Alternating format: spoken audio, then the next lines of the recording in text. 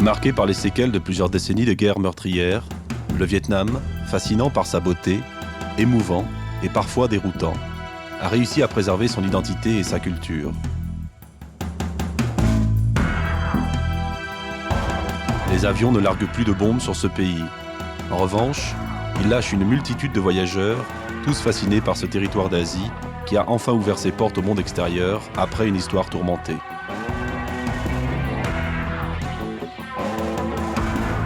Mais pour les milliers de touristes attirés par l'exotisme et les souvenirs bon marché, la misère ne semble pas exister au Vietnam, devenu une destination très prisée.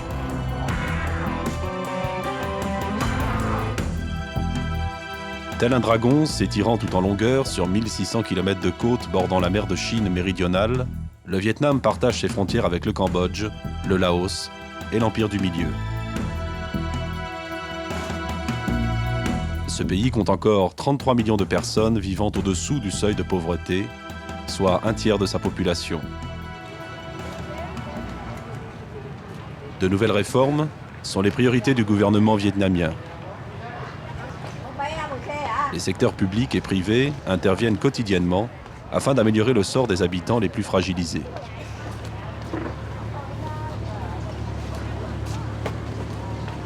Après 5 années de recherche, M. Ly, auteur passionné d'une thèse dédiée à l'aide humanitaire, maîtrise parfaitement son sujet.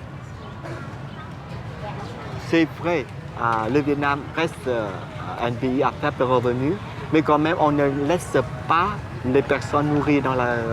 on ne laisse pas les personnes, soit vieux ou soit enfants, mourir dans la rue. Au Vietnam, il existe une tradition de solidarité. Toutes les populations sont mobilisées. Presque tous les journaux de Ho Chi Minh Ville et même les chaînes de télévision ont des secteurs humanitaires qui lancent des appels aux lecteurs ou téléspectateurs pour demander, collecter l'argent pour aider les pauvres. Ça existe au Vietnam et je pense que c'est une particularité vietnamienne.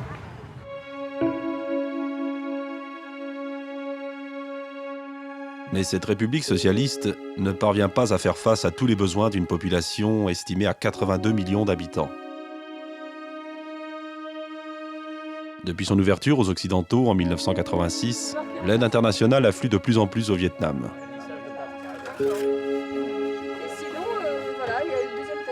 Parmi les nombreuses organisations non gouvernementales, un petit groupe d'intervenants bénévoles attire particulièrement l'attention.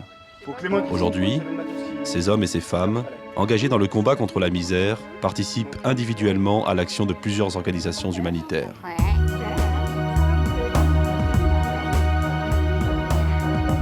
Quelle que soit l'origine sociale de tous ces volontaires, leur principale motivation est de venir en aide aux plus démunis.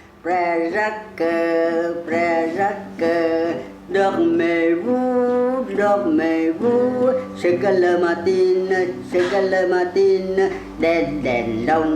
den dong.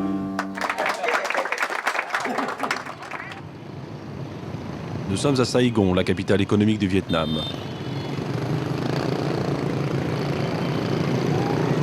Après sa libération en 1975 par les troupes nord-vietnamiennes, la cité a pris le nom de Ho Chi Minh Ville.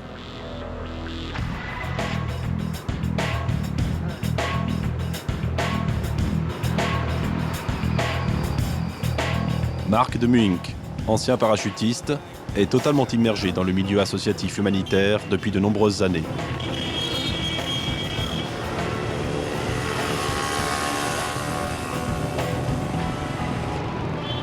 Énormément de bouchons aux heures de pointe. Donc ce sont les jeunes des milices populaires, comme ici au Carrefour, qui aident à la circulation, là, ces garçons en vert. Là. Désormais, il séjourne une grande partie de l'année au Vietnam et se définit lui-même comme un volontaire urgentiste.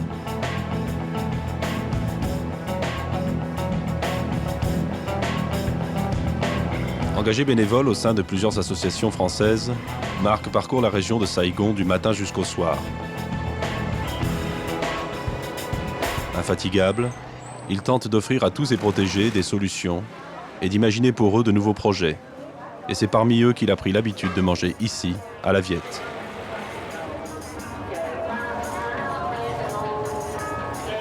Je recherche sur le terrain des projets pour les proposer à des associations en France. Bien souvent, ce sont des projets de construction, ça peut être des projets d'aménagement de classes pour les enfants, la construction d'un dispensaire.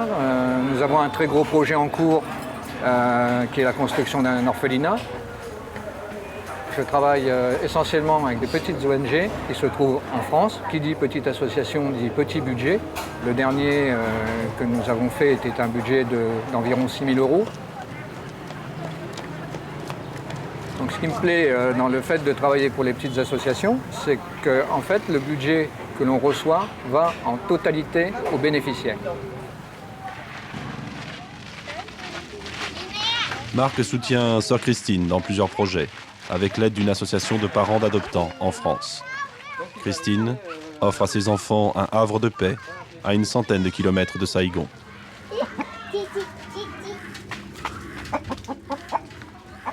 Elle est parvenue à collecter suffisamment d'argent pour créer un lieu de vie accueillant une quinzaine d'enfants dont les parents sont en prison, malades ou simplement dans l'incapacité de subvenir à leurs besoins. Donc, je vous apporte quelques médicaments de la part de l'association Cœur de Vietnam. Donc, Diafine pour les brûlures. Oui, c'est merveilleux. Oh là là, Sur l'homéopathie. merveilleux. Ça, c'est le plus précieux. Ouais, pour les états grippaux aussi. Oui, merci beaucoup. Ça, c'est formidable. Voilà. Cảm ơn ông đi. Wow. Hay quá. Cho các anh cái bên kia đi. Cho các anh đi. L'arrivée d'un petit frère ou d'une petite sœur est toujours un moment émouvant. Tous les enfants sont impatients de faire la connaissance du nouveau pensionnaire. Bonjour bébé. Bonjour. Ai chị Anne. Dans l'incapacité financière d'élever seule son enfant, cette jeune femme a choisi de le confier temporairement à Sœur Christine.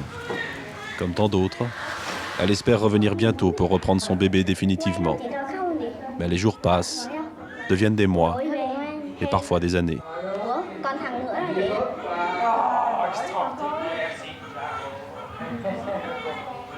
Tout est prêt pour accueillir le bébé dans sa nouvelle famille. Lait en poudre, jouets et vêtements. Odile Boyer, présidente de l'amicale francophone de Saïgon, partage la même passion que Sœur Christine. Elle sait pourvoir aux premiers besoins du nourrisson. Mais il est bien, il est content, hein. Il est content maintenant. Wow, nặng quá. Ngầu quá. C'est mon petit cocotier.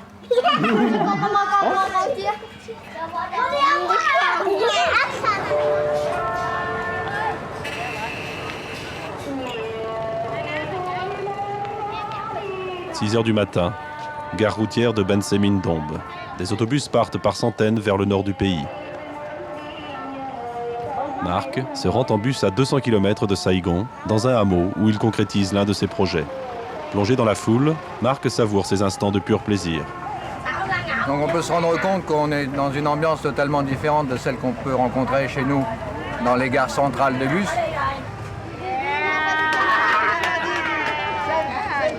On retrouve un peu le Vietnam profond et puis toute cette pagaille, mais en fait tout semble un peu désordonné. Ông quay ta lên trên đây luôn. Ở ngày mai ông đưa đây luôn. Ở ngày mai ông đưa qua bên bển phải không? Pour trouver son bus, il faut chercher pendant plusieurs minutes. Et c'est ça en fait le Vietnam avec tous ces petits soucis, mais qui font le plaisir de vivre ici en fait. Chị có treo chồng rồi.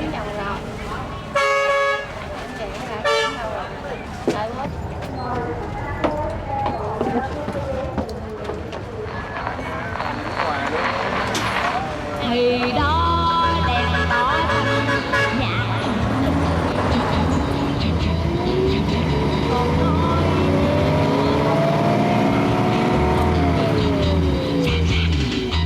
chờ tôi đây để tôi vào tìm phu quân biết đâu chừng nếu tôi vào có ông thì có chuyện. Sur les routes sinueuses, l'autobus poussif avance avec difficulté. À bord, pas de climatisation.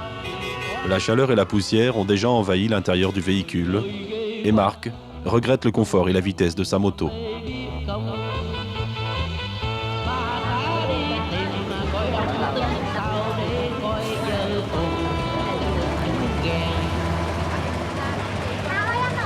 vient de quitter l'autoroute numéro 1 pour prendre la route qui mène à Dalat.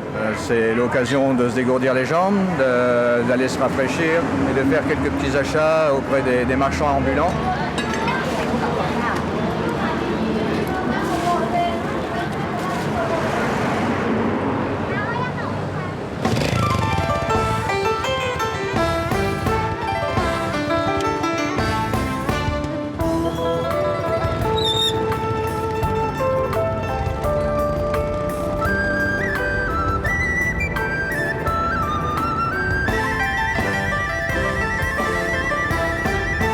Loin de la civilisation moderne et des grands axes routiers, le village de Phu An est difficilement accessible.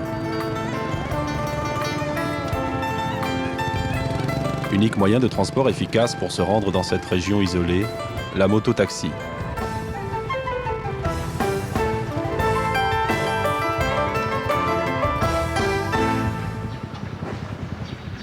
Grâce à l'impulsion de Marc, une douzaine de jeunes Français de l'association Coup de pouce ont décidé de venir en aide aux villageois en bâtissant une douzaine de maisons en briques.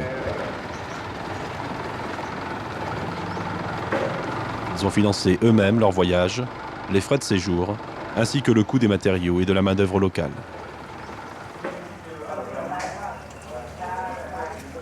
Il est midi. Toutes les équipes sont de retour au centre du village pour le repas.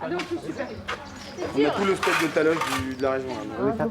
Avant de passer à table, réunion pour ceux qui travaillent sur les chantiers et répartition des tâches pour l'après-midi, tout en respectant la vie des Vietnamiens. Amélie, alors je te jure, celle-là, 3 sur la 8, elle est reposée. Pourquoi la 8 ? Comme à leur habitude, les cuisiniers ont préparé un excellent repas. La saveur des plats locaux provoque un enthousiasme général.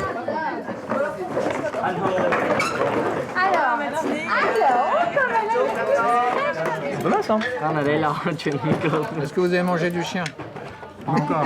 On ne sait pas. Peut-être. Non. En venant ici, la motivation principale de ces jeunes Français est de participer concrètement à un projet. C'est aussi pour eux une ouverture sur un mode de vie différent. Je travaille dans la banque, je suis actuellement en congé sabbatique pour 6 mois. François, contrôleur de gestion. Clément, ingénieur en aéronautique. Et je travaille au ministère d'écologie. Eric, consultant en finance. Je travaille dans les télécoms et c'est ma première mission coup de pouce. Yves, 29 ans, minotier. Et c'est ma deuxième mission avec coup de pouce. La première était en Tanzanie et celle-ci étant en tant que chef de mission.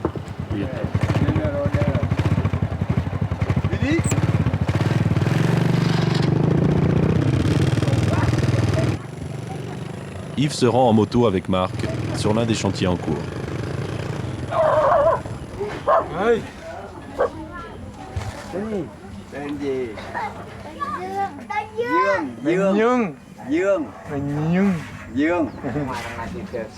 Cette famille de paysans, avec leurs 3 enfants, bénéficieront de l'intervention d'Yves et de son équipe.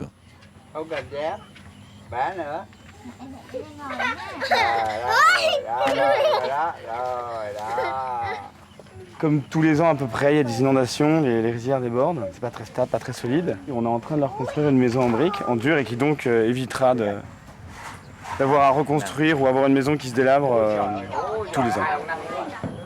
Non.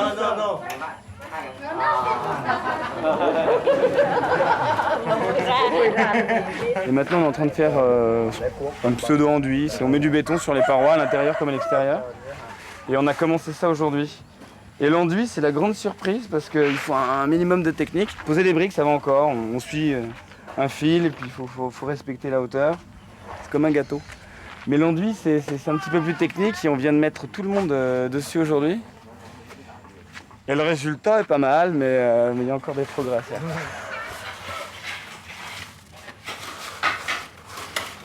Les gens qui nous accueillent sont patients, s'adaptent et nous apprennent tout ce qu'eux font sur les chantiers. Par exemple, moi je ne savais pas poser une brique, je ne savais pas faire de ciment, je ne savais pas poser un toit. Thank you, Father. Donc voilà, c'est une belle leçon d'humilité, à savoir que ce sont des gens qui habitent dans un pays pauvre qui nous apprennent des choses qu'on devrait pouvoir savoir faire. C'est ici que je l'ai appris, pas en France.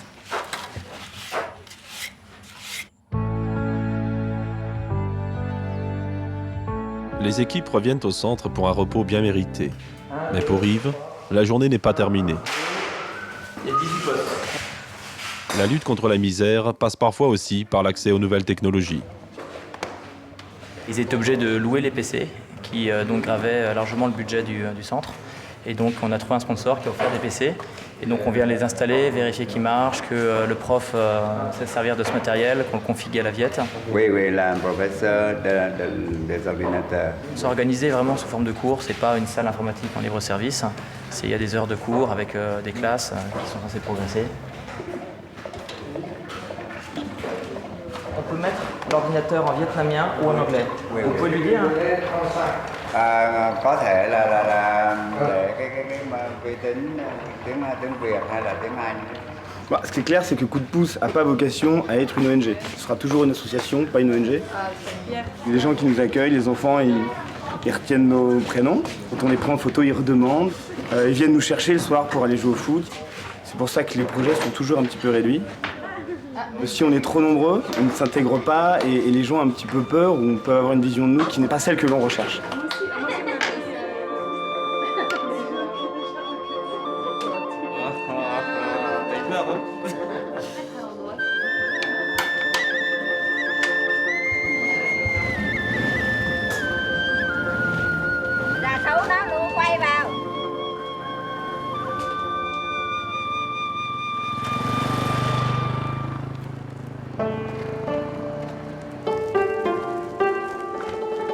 Fuyant leur village pour trouver du travail, de nombreux paysans sont attirés par les grandes agglomérations et le rêve d'une vie plus facile.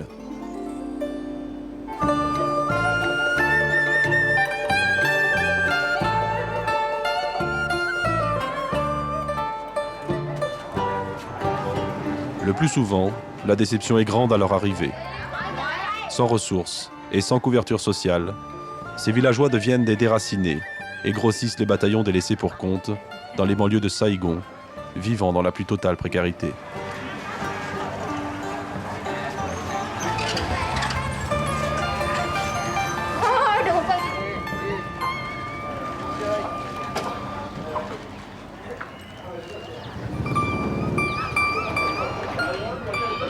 C'est dans l'un de ces quartiers pauvres que Marc a choisi d'installer sa base logistique. Pour une longue durée, je ne me voyais pas habiter à l'hôtel en permanence. Et ici, je suis, je vis en immersion totale, au contact de la population locale, des petits orphelinats de quartier ou la petite école maternelle. Donc je suis proche de mes lieux d'intervention, d'action. Et ça me convient beaucoup plus de vivre dans ces conditions. Mes remerciements sont parfois des pleurs, mais des pleurs de bonheur, quand par exemple à Fouane, nous donnons un toit à toute une famille. Là, ce sont des moments très émouvants et que même c'est général, tous les volontaires, tout le monde est touché, celui qui reçoit, les gens, et quelquefois tout le monde pleure. Et c'est des grands moments de bonheur.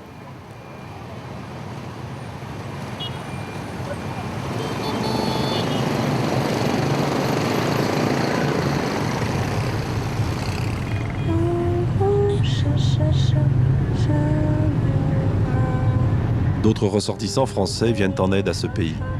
L'arrivée d'un enfant adopté va souvent de pair avec le début d'une action humanitaire.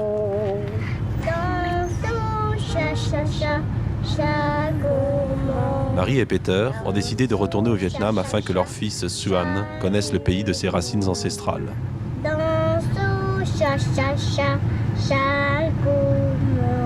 À bord d'un taxi, ils rejoignent le centre-ville depuis l'aéroport. Peter, le papa de Xuan, filme ce voyage.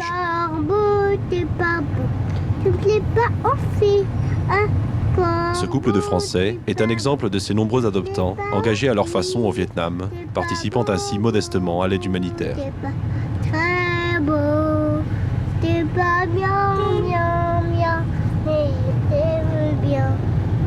Ça fait un peu bizarre de revenir ici après 2 ans et demi parce que on est parti de Chamonix, il faisait froid, il neigeait et puis là tout est agité, il y a beaucoup de bruit, beaucoup de chaleur, c'est moite.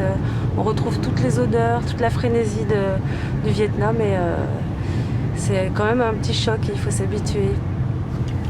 J'ai un peu peur que Swan ait du mal à s'adapter ici, en tout cas à Saigon, mais j'ai confiance en lui, je sais qu'il va s'adapter. C'est son pays après tout.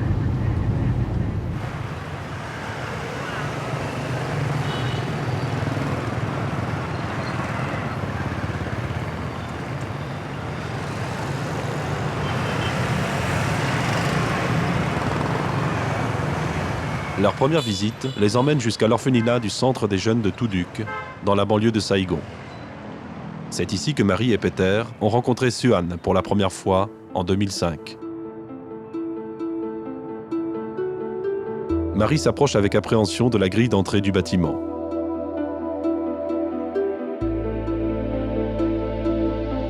Deux années la séparent de sa première visite. Quelle sera la réaction de Suan, ainsi confrontée à son passé ? Auparavant, cet orphelinat était une fondation créée par Marina Picasso. Sa gestion est désormais assurée par le gouvernement vietnamien.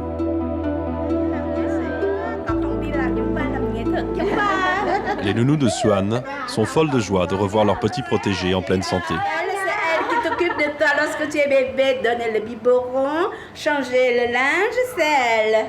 Et c'est elle qui te prête toujours dans les bras pour te dorloter.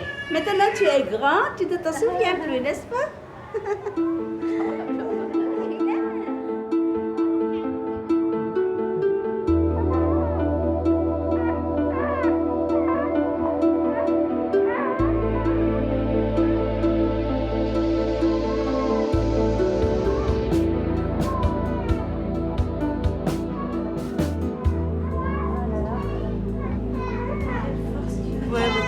Ouais. Surtout de voir qu'elles l'ont pas oublié et puis qu'elles sont super contentes de le voir. Hein.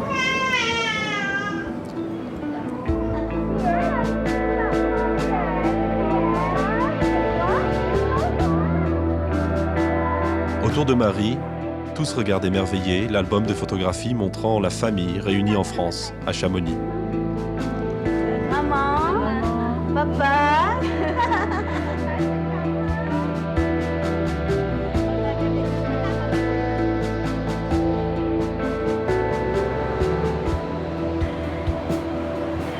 Ça fait plaisir à tout le monde, à nous et à ses nounous, à la secrétaire, tout le monde était content.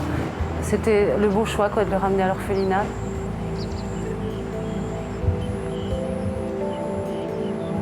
Quand on voit finalement le souci qu'on s'est fait, on a pensé avant le voyage et puis à notre arrivée ici, à se poser la question si on allait le ramener à l'orphelinat, si c'était bien utile ou si ça valait le coup, quoi. Puis finalement, tout se passe tellement naturellement et surtout dans la joie. Et puis c'est rigolo parce que là on se trouve à l'hôtel dans la même chambre qu'on occupait au premier voyage quand on est venu chercher Swan.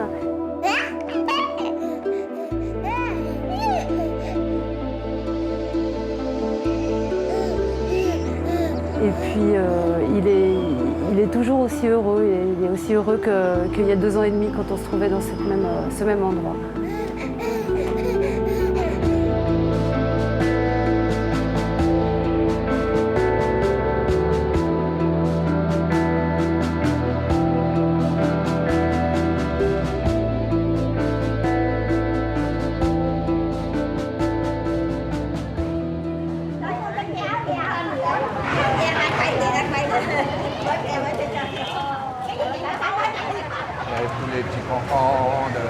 Marc rejoint Marie et Peter à leur hôtel.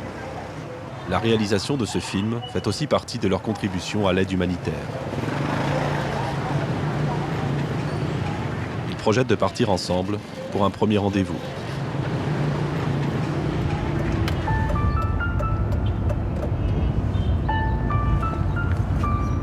Comme à chaque fois, on emmène des médicaments pour apporter aux personnes qui en ont besoin.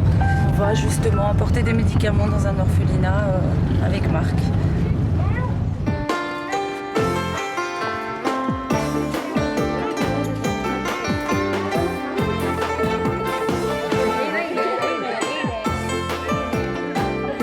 La La légendaire hospitalité vietnamienne offre à tous un accueil chaleureux. Tous les pensionnaires s'affairent afin d'assurer les tâches journalières.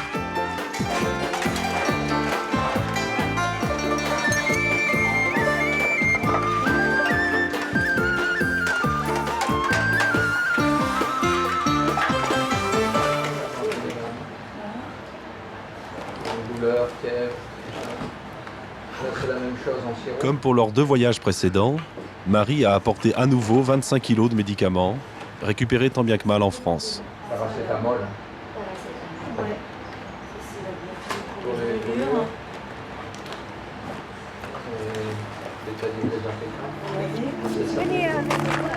Laissant Marie et Peter profiter de l'immersion de Swan dans son pays d'origine, Marc, de son côté, continue son combat sur un autre front.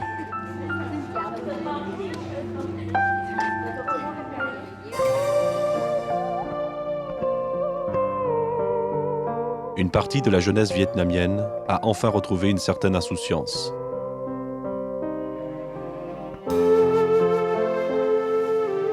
En revanche, des centaines de milliers d'adultes et d'enfants vivent toujours en marge de la société. Abandonnés sur le chemin du progrès et de l'industrialisation, ils sont les rescapés d'une guerre sans précédent.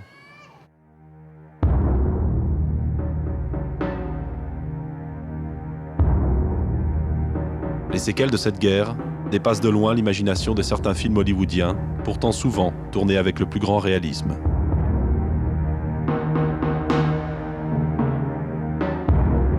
En 1975, le retrait de l'armée américaine sonne la fin du conflit. Les ravages de cette guerre sont catastrophiques. 2 millions de morts, 6 millions de Vietnamiens sont handicapés, dont plus d'1 million d'enfants. 140 000 sont orphelins.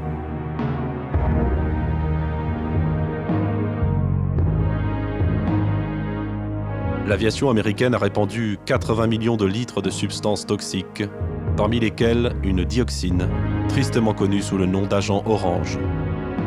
Larguée sur les champs et les rivières pour détruire les récoltes et empêcher l'adversaire de se cacher dans les forêts, ce poison a provoqué un véritable désastre écologique et la contamination à très long terme de la chaîne alimentaire. 30 ans après l'arrêt des épandages, l'agent orange continue de provoquer des décès et des maladies d'une extrême gravité. Ce que j'aurais souhaité, c'est de voir les enfants qui sont parrainés par cette association, les enfants de la dioxine. Marc rejoint Madame Tran, victime elle aussi de la dioxine, à l'hôpital de Thu Du. Cette femme courageuse se bat pour tenter d'assurer un avenir meilleur aux enfants exposés aux défoliants chimiques. La plupart des enfants qui sont ici ne sont pas seulement porteurs de malformations physiques, mais aussi de problèmes cardiaques, d'insuffisance immunitaire. La difficulté justement est quand ils sont petits et qu'ils n'ont pas physiquement de malformation, il est très difficile de détecter ces maladies cachées. On s'en aperçoit que plus tard, quelquefois un peu tardivement.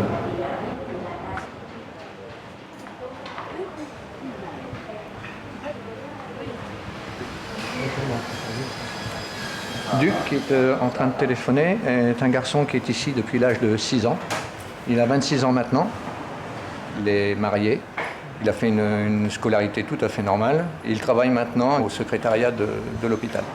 Les maladies générées par la dioxine touchent jusqu'à la 4e génération actuellement, avec le recul qu'on a actuellement. On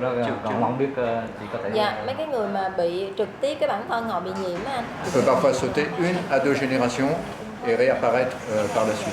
Tous les enfants sont scolarisés et en fait ils sont divisés en 2 groupes. Ceux qui sont capables de se rendre en ville dans des établissements scolaires et puis ceux qui ont des difficultés pour se déplacer. Ils sont scolarisés ici sur place.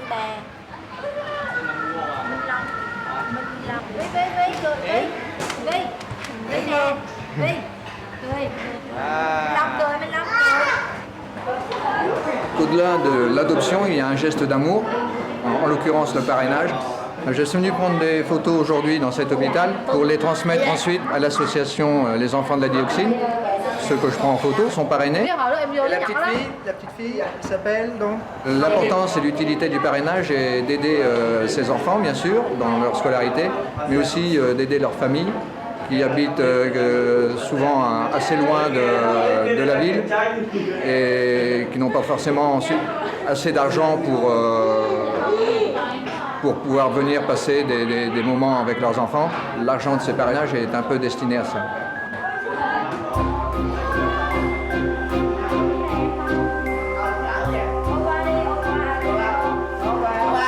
Aujourd'hui encore, ce poison tue chaque jour au Vietnam et Marc ne peut s'empêcher d'éprouver une forte émotion pendant sa visite.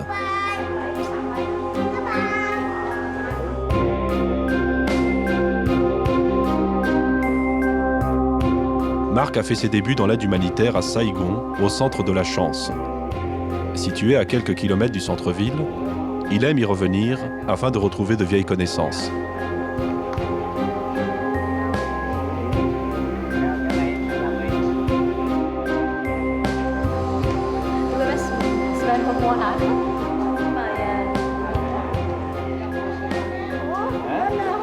Elle a été mon élève il y a 1 an et demi.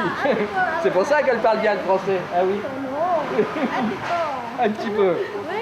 Madame Nan et son garçon sont porteurs tous les deux d'une maladie qui a été transmise par l'agent orange. De nationalité suisse, Aline Ribaud gère cette institution. Aline réside depuis 15 ans dans ce pays et ses amis vietnamiens l'ont surnommée Tim, ce qui signifie femme au grand cœur en vietnamien. Quand je suis arrivée au Vietnam, en fait, je ne savais pas que j'allais y rester si longtemps et je ne savais pas que j'allais monter la maison de chance non plus. Hein. Et les choses se sont faites progressivement. Ce n'était pas un rêve préconstruit du tout. J'ai juste rencontré un premier pauvre enfant abandonné dans la rue. Moi, je faisais de la peinture, donc j'ai vendu toutes mes peintures et j'ai pu prendre en charge les frais de la première maison de chance, très modeste au début, où il y avait une dizaine de résidents. Donc j'ai pu prendre en charge les frais pour la première année à peu près. En l'espace de 15 ans maintenant, j'ai créé une association pour soutenir le travail au Vietnam, en France et en Suisse. Quand je suis arrivée au Vietnam, j'ai rencontré beaucoup d'handicapés. Beaucoup sont dus notamment à ce qui s'est passé après la guerre avec les Américains. Hein. Il y a eu de la dioxine, l'agent orange, etc. Donc c'est vrai que le Vietnam est un pays où il y a un gros taux d'handicapés par rapport aux pays avoisinants.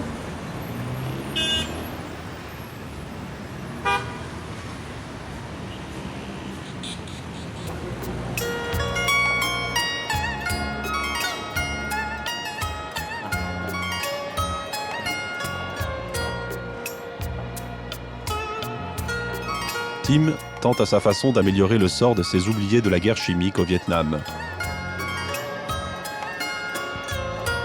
Abandonnant sans regret une carrière prometteuse d'artiste peintre, Tim transmet aujourd'hui son savoir-faire à ses protégés.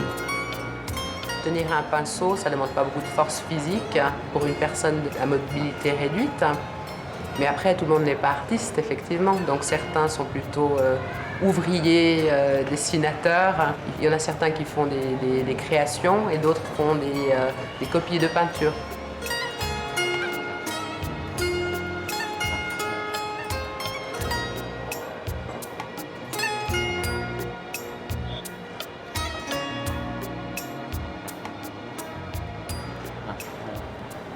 Dernièrement, on a ouvert un atelier qui est un atelier de travail avec le bambou. Plus manuel, plus physique, on dira. Facile à réaliser pour les handicapés, tout en gardant le caractère particulier du bambou qui plaît au pays où il n'y a pas de bambou, en fait. Hein.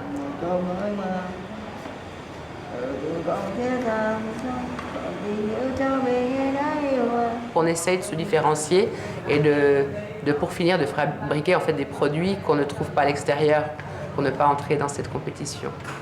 Les personnes les plus handicapées, spécialement handicapées des mains, ont encore un recours pour faire quelque chose. L'outil, c'est l'ordinateur en fait. Hein. Donc ils ont toute leur tête pour réfléchir hein, et puis ils peuvent exécuter des choses avec le reste de la force qu'ils ont dans les mains. On essaye aussi de trouver des attelles, des choses pour qu'ils puissent se débrouiller le mieux possible tout seuls. De démarrer des projets font naître d'autres projets et donc plus je fais, plus je vois qu'il y a encore plein de choses à faire. Donc, avec l'expérience que j'ai acquise ces 15 dernières années, je pense que ce serait bête de tout recommencer ailleurs. Donc, je pense que je serai encore au Vietnam bien longtemps. Les nombreux résidents étrangers, comme Marc et Tim, ne sont pas les seuls à intervenir dans ce pays qui compte 10 millions d'adeptes du bouddhisme.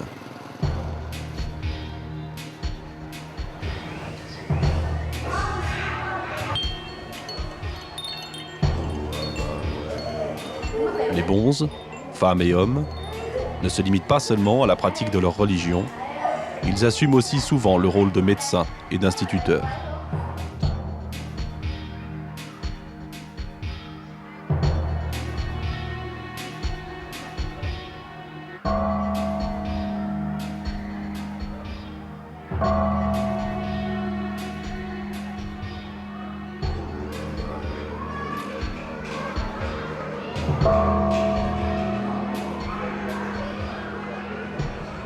Suko Tan, orpheline de naissance, connaît parfaitement les besoins et les attentes de ses petits protégés. Dans ce quartier pauvre de la ville, elle a créé un orphelinat qui héberge une cinquantaine d'enfants. Avec un budget de seulement 250 € par mois, cette femme dévouée parvient à subvenir aux besoins de tous ses pensionnaires. Robert accompagne Marc bénévolement comme traducteur pour élaborer ses projets. Nous voyons le nom de l'école, hein, c'est Hoa Sen, c'est fleur de lotus. Et juste au-dessus, c'est marqué école primaire, maternelle et primaire, école de l'amour. C'est très joli nom, puisque justement c'est l'essence même de l'activité ici, c'est de recueillir justement des enfants défavorisés, hein, orphelins, qui manquent cruellement d'amour. Et donc on va leur donner de l'amour et également de la connaissance et du savoir. À 8 ans, elle a commencé à vivre dans cette communauté bouddhiste. Et à partir de 12 ans, elle a pris la décision vraiment de s'investir totalement dans cette voie. Donc maintenant, elle essaye de donner une chance aux enfants orphelins parce qu'à travers ces difficultés d'enfance, d'adolescence, tout ce qu'elle a vécu, elle ressent tout à fait le manque, les besoins qu'ont ces enfants-là.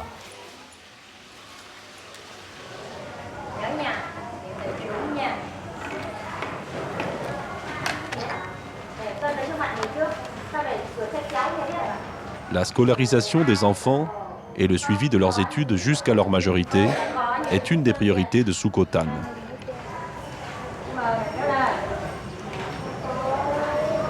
L'uniforme que nous voyons les enfants porter, c'est grâce à des dons de la communauté bouddhiste qui offre des vêtements.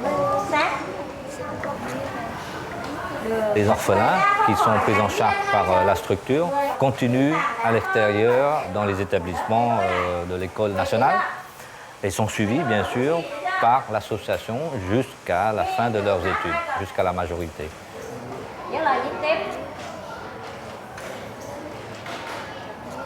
Alors on peut voir l'état de la toiture qui est complètement en tôle. Quand on touche le mur en tôle, c'est vraiment très chaud alors que nous ne sommes pas encore en pleine période chaude. Mais en pleine saison chaude, c'est vraiment intenable en dessous. Et pour les enfants, c'est vraiment très dur de travailler dans des conditions pareilles. La température peut monter jusqu'à plus de pratiquement 45-50 degrés des fois.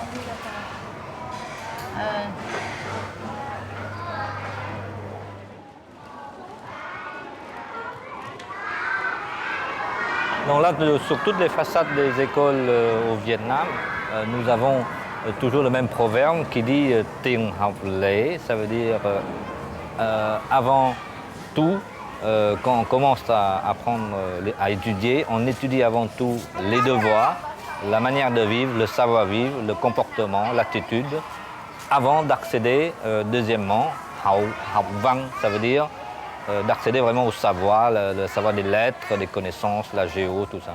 En bref, la moralité, c'est vraiment la base, en fait, c'est du confucianisme, hein, si on peut dire. Hein. C'est apprendre à se comporter dans la vie, apprendre à devenir un homme, avant d'apprendre vraiment le savoir, les connaissances. C'est fondamental au Vietnam. C'est vrai que dans certains pays occidentaux que nous connaissons, malheureusement, ça se perd.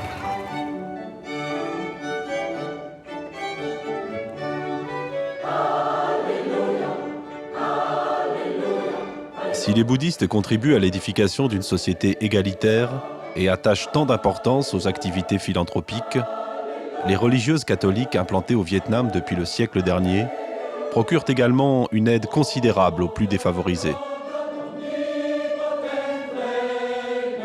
Après 30 ans de régime communiste, leur présence n'a jamais été aussi visible qu'aujourd'hui. Les nombreux mariages et baptêmes témoignent du regain des rites de la religion catholique.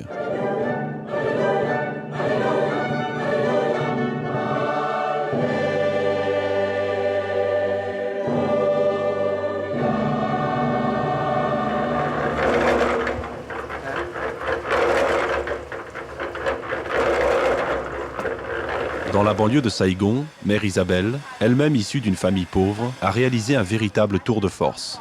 Nous sommes ici devant le futur orphelinat, centre de formation, centre scolaire, prévu aussi pour l'accueil d'enfants handicapés, qui est en fait la raison d'être actuelle de l'association Mère Isabelle Urgence Humanitaire au Vietnam. Marc soutient ce projet depuis plusieurs années.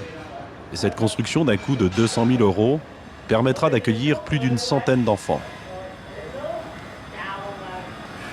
Les activités urgentistes sont capitales.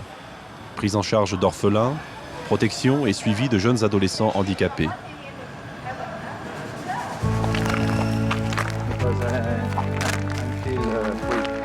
À une centaine de kilomètres de Saigon, Mère Isabelle mène à bien un de ses nombreux combats, en accueillant des personnes âgées sans domicile fixe.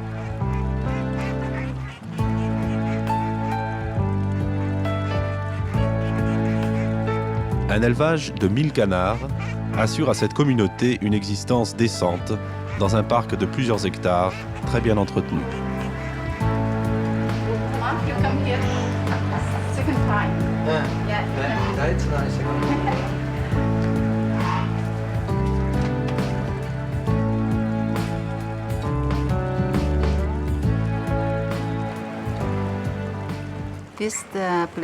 Cet endroit a été construit en 1993. Au début, c'était vraiment terrible.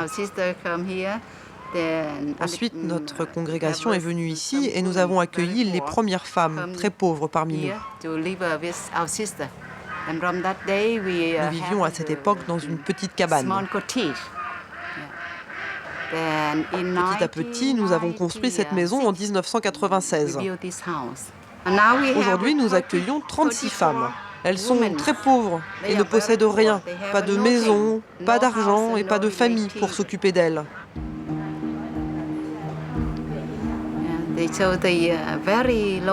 Elles errent souvent dans la rue ou sur les routes. C'est souvent un prêtre qui nous met au contact avec elles. Parfois, elles viennent seules ici pour nous rejoindre.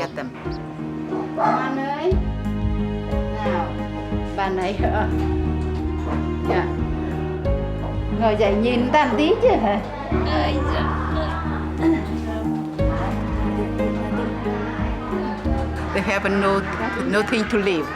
Elles n'ont rien pour survivre. Nous prenons soin d'elles pour la fin de leur vie, jusqu'à leur mort. Entièrement au service des pauvres. Je leur offre ma vie. Je les aime profondément et je suis très heureuse ici. Je travaille dur, très dur, mais je suis contente. Je suis heureuse parce qu'elles sont heureuses.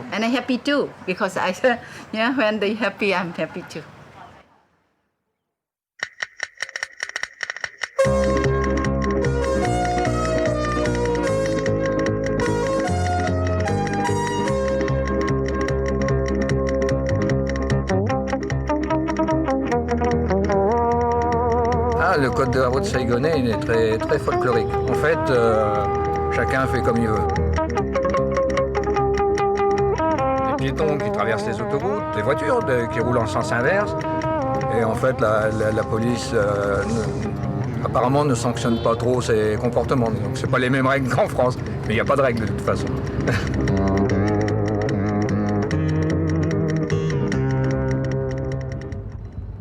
Moi, j'ai connu Saigon il y a quelques années. On n'y voyait que des vélos et des motos. J'ai servi dans les troupes de marine. C'est pas du tout incompatible avec l'humanitaire, puisque c'était des bâtisseurs, ils construisaient des maisons pour les populations de ces pays.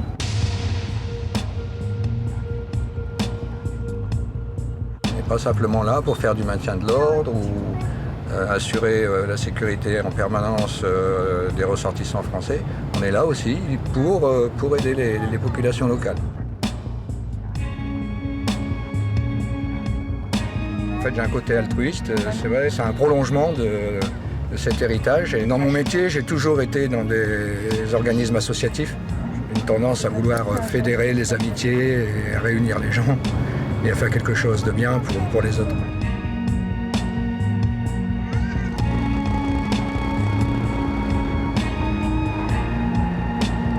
Puisque je me suis investi dans cette mission, je ne peux pas tout larguer maintenant.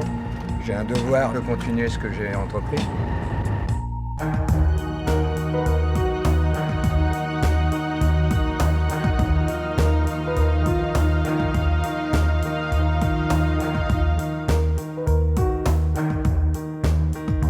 Avec les progrès de la technologie, des moyens d'information et la mondialisation, l'aide aux plus démunis est devenue également une affaire de professionnels.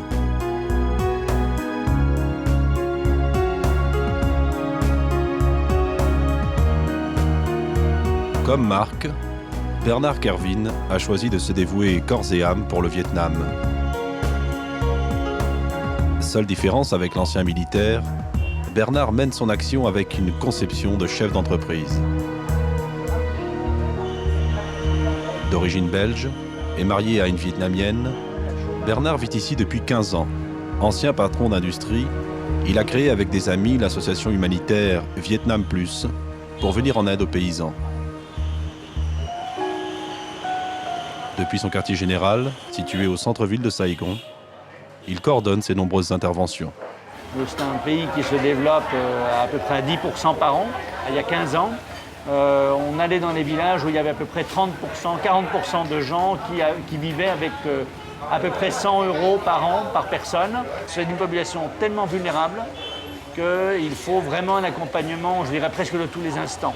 Et dans le long terme, on travaille sur 10, 15 ans, enfin, on n'est pas du tout pressé, on essaie de faire un travail en profondeur. Les quilteuses, comme on les appelle, celles qui font le patchwork, on leur dit vos enfants doivent aller à l'école, parce que s'ils ne vont pas à l'école, vous allez perdre encore une génération.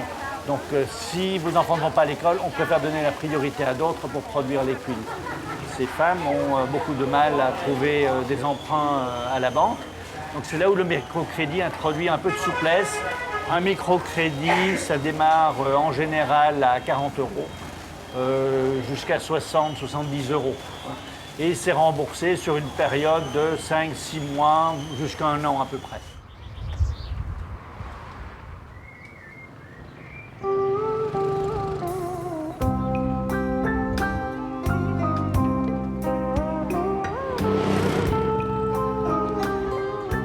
Grâce au microcrédit, des centaines d'ateliers et d'exploitations agricoles sont désormais en activité dans les campagnes autour de Saigon.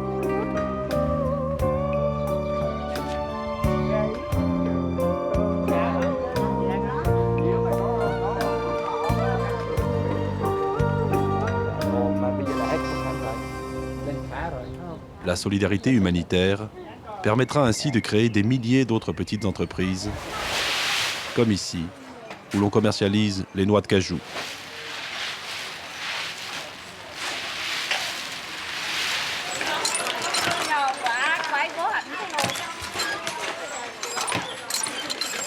Mais l'appellation « commerce équitable » n'assure pas toujours une juste répartition des bénéfices pour ces paysans.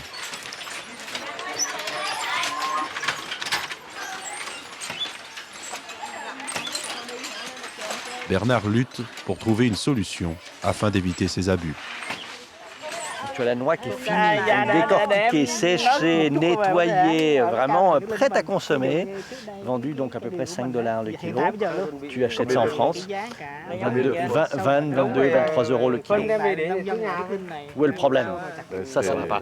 Et la preuve, si tu veux que c'est injuste, c'est que tu vas trouver des petites boutiques à la gare du Nord, à Bruxelles, si tu veux. Il y a un Pakistanais qui te vend des noix de cajou à 6 €. Voilà. Preuve par neuf.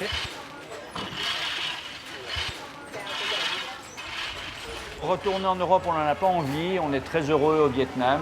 On s'y plaît beaucoup. Bon, en partie parce que c'est le pays de ma femme, mais aussi moi j'aime beaucoup vivre en Asie. Le Vietnam, en plus, l'attrait donc de gens très chaleureux, de gens très travailleurs, dynamiques. C'est un pays en pleine évolution. C'est un pays qui avance à une vitesse redoutable. Donc c'est très excitant en fait. Quelquefois quand on rentre en Europe, on se dit mais il ne s'est rien passé. On dirait que les pays européens sont un peu bloqués là. On n'arrive pas à... Non, c'est très excitant et je dois dire que bien entendu dans chaque environnement, hein, il y a des inconvénients comme au Vietnam. On est très frustré par la censure, par les limites qui nous ont imposées par les autorités. Donc c'est un peu fatigant, toute cette lourdeur administrative. Mais bon, il faut voir le beau côté des choses et savoir que de toute façon, des ennuis, on en a partout et il faut prendre son parti.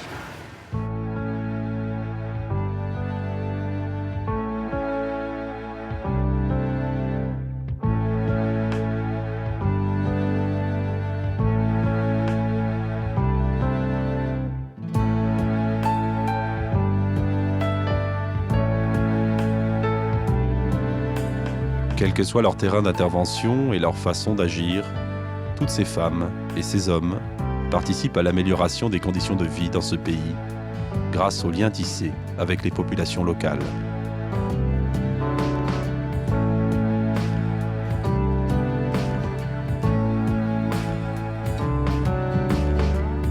Tous les acteurs impliqués réussissent à franchir les barrières des préjugés et des modes de pensée habituels pour se rapprocher mutuellement et harmoniser leurs actions. Un vrai partenariat qui se construit sur une réelle bonne volonté, accompagnée d'actions concrètes et pas seulement sur des discours inconsistants. On va à la plage, petit Swan? On va se baigner. C'est un petit peu grâce à Swan qu'on a pu faire toutes ces magnifiques rencontres ici au Vietnam, qu'on n'aurait jamais rencontré tous ces gens, toutes ces fortes personnalités. Si on avait fait un voyage d'agrément, si on avait fait un voyage touristique comme ça, on n'aurait jamais eu la chance de rencontrer tous ces gens merveilleux qu'on a pu croiser aujourd'hui. C'est la portée de n'importe qui finalement d'apporter son petit grain de sable à des petites causes humanitaires comme ça et que ça ne coûte rien de rapporter des médicaments avec soi dans ses bagages, que ça ne coûte rien de parrainer un enfant. Tout le monde peut faire quelque chose pour aider ici au Vietnam et je pense que dans le monde entier, c'est la même chose.